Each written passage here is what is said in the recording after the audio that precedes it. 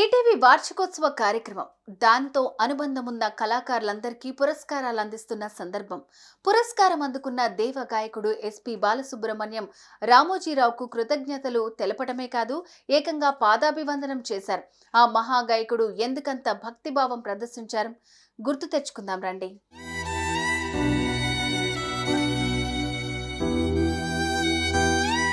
రామోజీరావు ఓ journalist కావచ్చు, రామోజీరావు ఓ business magnate కావచ్చు, రామోజీరావు సమాజం గురించి నిరంతరం ఆలోచించే ఓ సోషలిస్ట్ కావచ్చు. వీటన్నిటికీ మించి రామోజీరావు ఓ ఆర్టిస్ట్. పాటలంటే ఆయనకు ప్రాణం, వినోదం అంటే ఆయనకు ఎంతో ఇష్టం. అందుకే ఆయన ఈటీవీ లాంటి వినోద రంగం వైపు పూర్తి స్థాయి దృష్టి సారించారు. పాడుతా తీయగా లాంటి అద్భుతమైన కార్యక్రమాలకు ప్రాణ ప్రతిష్ఠ చేశారు.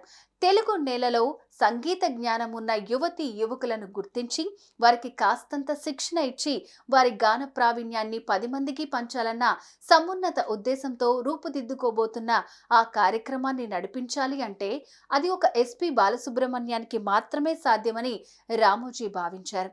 అయితే ఎస్పి బాలసుబ్రహ్మణ్యం ఎంతో బిజీగా ఉన్న సమయం అది.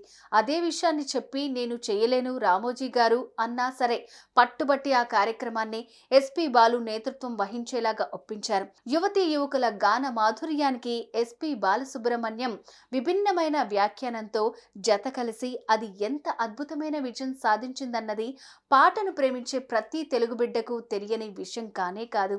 ఆ క్రమంలోనే తన పేరు ఎస్పి బాలు కాదు, పీటీ అంటే పాడుతా తీయగా బాలు అయ్యిందంటూ ఆ వేదిక మీద ఆ దేవ గాయకుడు చెప్పిన మాటలు అక్షర సత్యాలయ్యాయి.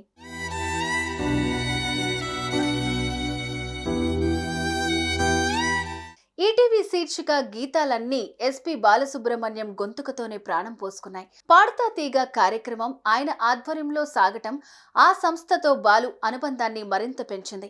ఈ క్రమంలో చెన్నైలో నివాసముండే బాలసుబ్రహ్మణ్యం ఏ పని మీద హైదరాబాద్కు వచ్చినా రామోజీ గ్రూప్ సంస్థ పంపించే కారులోనే తిరిగేవారు.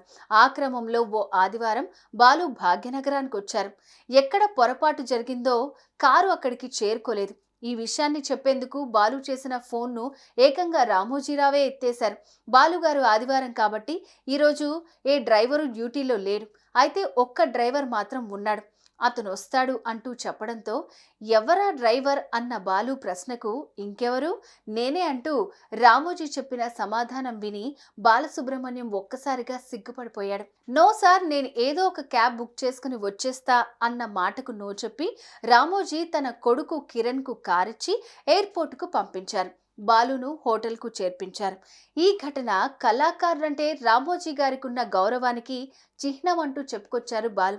ఇంత మంచి మనిషికి ఇంతకంటే ఏమివ్వగలనంటూ 2 చేతులతో ప్రణమిల్లారు, పాదాభివందనం చేశారు.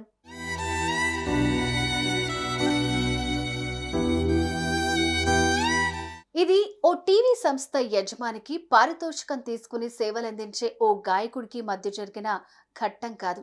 వేలాది మంది సాక్షిగా ఓ కళాకారుడికి, ఓ కళాభిమానికి మధ్య ఆవిష్కృతమైన అద్భుత దృశ్య కావ్యం. కొంతకాలం క్రిందట ఆ సంగీత సామ్రాట్ దివికేగారు. ఆయన పాటను పైలోకంలో వినేందుకు ఆ కళాభిమాని అక్కడికి చేరుకున్నారు. అవును, వాళ్ళిద్దరూ అక్కడ ఒకరినొకరు కలుసుకున్నారు. సుమన్ టీవీలో మీ పర్సనల్ అండ్ బిజినెస్ ప్రమోషన్స్ కోసం కింది నెంబర్కి కాంటాక్ట్ చేయండి.